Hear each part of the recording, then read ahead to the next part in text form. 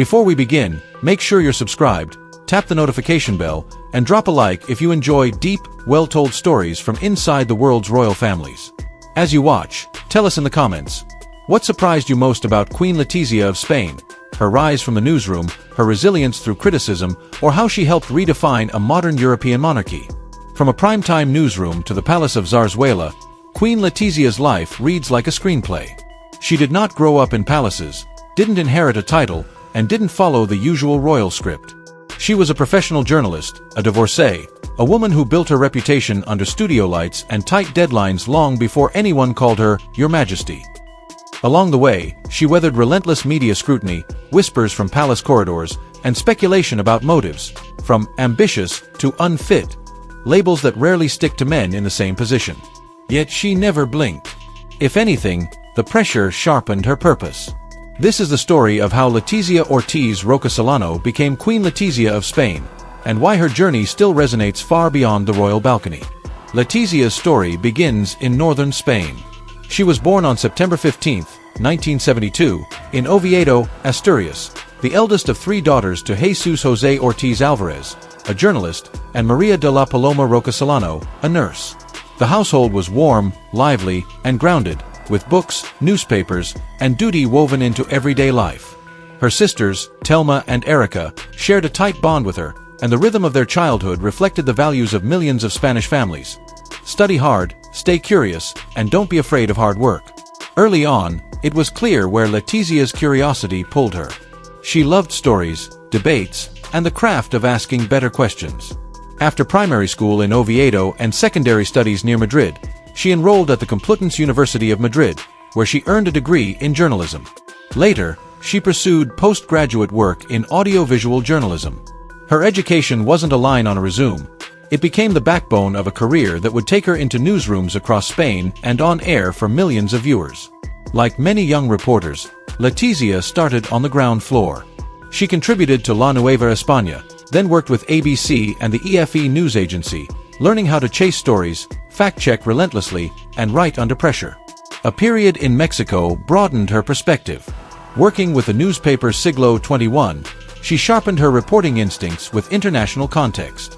Those experiences made her a better journalist and, in ways she couldn't know yet, prepared her for a life where nothing stays private and every word matters. Returning to Madrid, Letizia moved into broadcast journalism.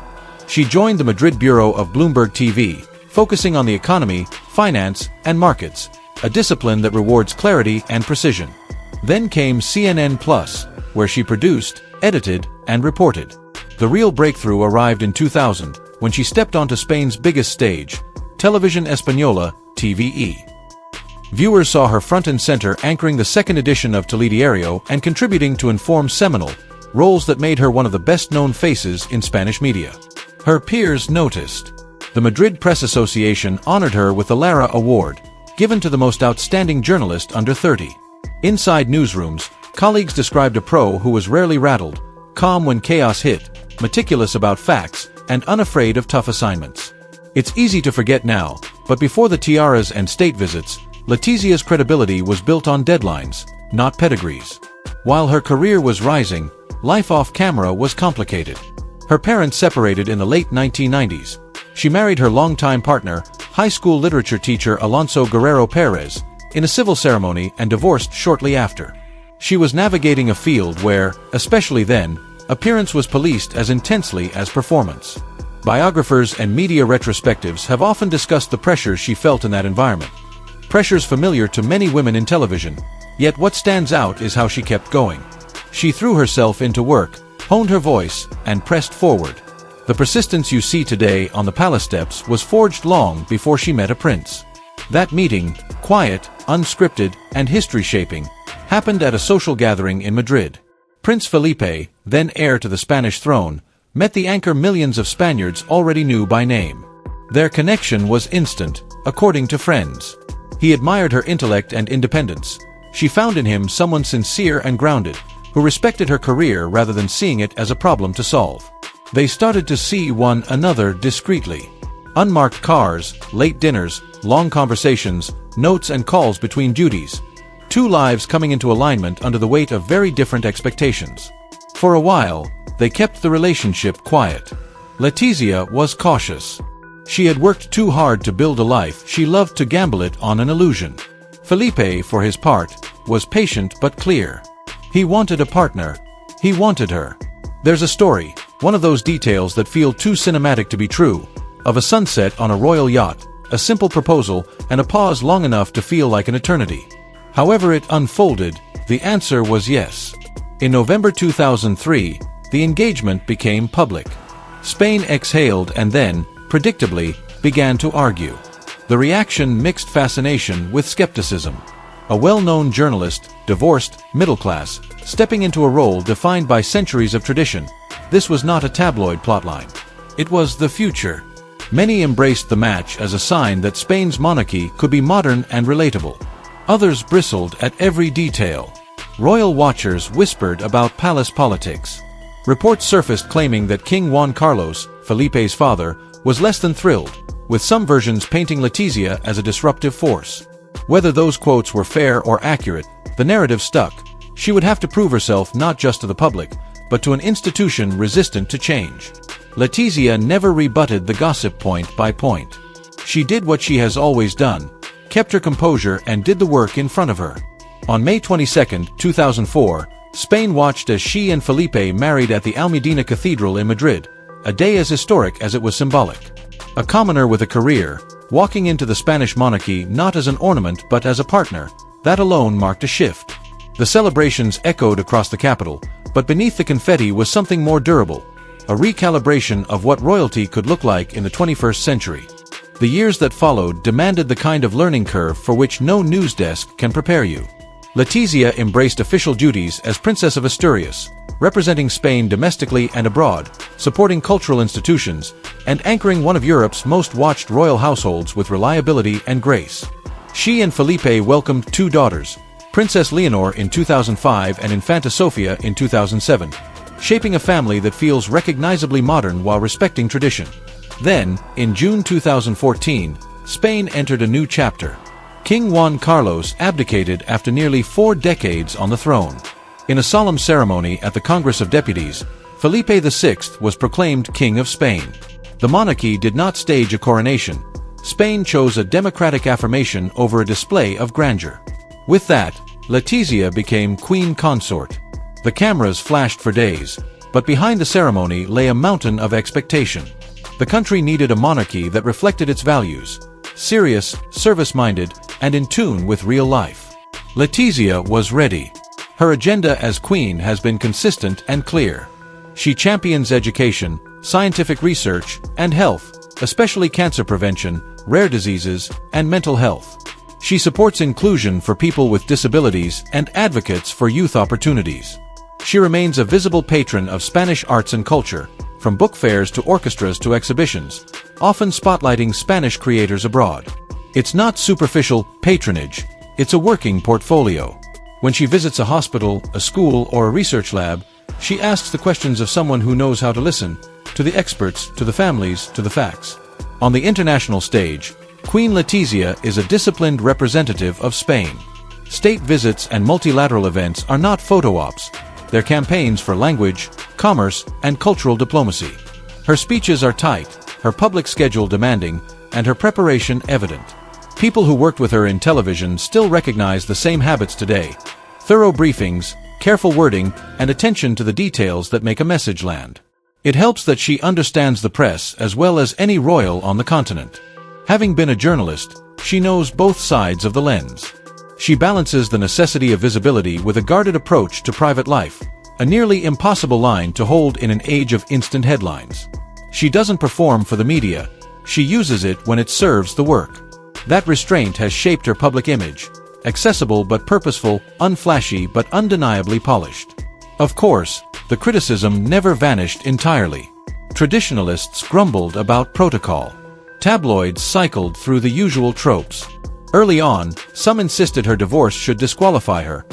Others questioned her suitability for a role usually reserved for aristocrats. Online, people speculated endlessly about motivation, even accusing her of marrying for status or power. Time answered most of that. Her work ethic, the professionalism she brought to engagements, and her consistent backing of social causes built credibility brick by brick. Polls over the years have often shown strong approval for Queen Letizia's performance, with many Spaniards praising her as a modern, down-to-earth consort who cares about people and policy, not pageantry. Her most delicate balancing act has been at home. As a mother to the heir to the throne, she has played a central role in shaping the next generation of the Spanish monarchy. Princess Leonor's path, education, military training, and the public oath to uphold the Constitution has been choreographed with care. The Queen's influence is visible in how her daughters move through public life, poised, prepared, and increasingly independent. In a world that demands more transparency from royal families, Letizia has helped design an approach that is open without being intrusive, modern without losing meaning. Even her style has purpose. Fashion critics praise Queen Letizia for a wardrobe that is elegant, re-wearable, and connected to Spanish designers. It's a visual language that complements her public message, sophisticated yet sensible, symbolic without being ostentatious. The point isn't the outfit, it's the signal. This is a monarchy that works, not one that simply poses. If you zoom out, the arc of her life is striking. She did not arrive on a red carpet. She came through a newsroom. She learned to tell stories before she became one. She navigated personal upheaval and public judgment with control, not theater. And when given a platform that could have been used for vanity, she chose substance, education, health, inclusion, culture, the future of Spain's young people. In doing so, she's helped move the institution itself forward. None of this is to say Queen Letizia's path was frictionless. Rumors about strained relationships at the start of her royal journey, particularly with King Juan Carlos, were chronicled by royal correspondents and biographers for years. Whether those accounts were fair or exaggerated, they fed a narrative of a commoner forcing open shut doors. That's the point. She did. And she did it while learning a role that has no manual, only expectations. So what does her reign as queen consort tell us now? That modern monarchy is less about spectacle and more about service. That a Spanish queen can be a former television anchor who still reads her briefs like a producer. That being from a middle-class background doesn't disqualify you from representing a nation. In fact, it may make you better at it. And that reinvention doesn't require reinvention of self. Letizia didn't change who she was to fit the crown. She brought who she was to the crown and made the job fit. The story of Queen Letizia of Spain is also the story of a country learning to see itself differently. Spain today is creative, outward-looking, and unapologetically modern. Its royal family has to reflect that or risk irrelevance. Over the past decade, alongside King Felipe VI, she's helped do exactly that. Steadying the ship, visiting communities, supporting causes that matter, and reminding people that dignity is, in fact, a strategy. If you've watched her from the days of Telediario to the balcony of the royal palace, you've seen the same core qualities carry through: composure, intelligence, discipline, and a refusal to be defined by other people's headlines. You've also seen something rare in public life: someone who uses visibility not to feed ego but to focus attention. That, more than any fairy tale arc, explains why Queen Letizia's journey still captures the imagination. Now we want to hear from you. Did Queen Letizia's rise from journalist to queen change how you view the Spanish monarchy? Which moment defined her for you? The engagement that defied tradition, the Almudena Cathedral wedding, the 2014 proclamation, or her ongoing work in education and health? Share your thoughts in the comments. If you enjoyed this in-depth profile, hit like, subscribe, and turn on the bell so you don't miss our next story from inside the Spanish royal family and beyond. We'll keep bringing you clear, carefully reported narratives about the people shaping the modern monarchy, without the noise, and with the context these stories deserve.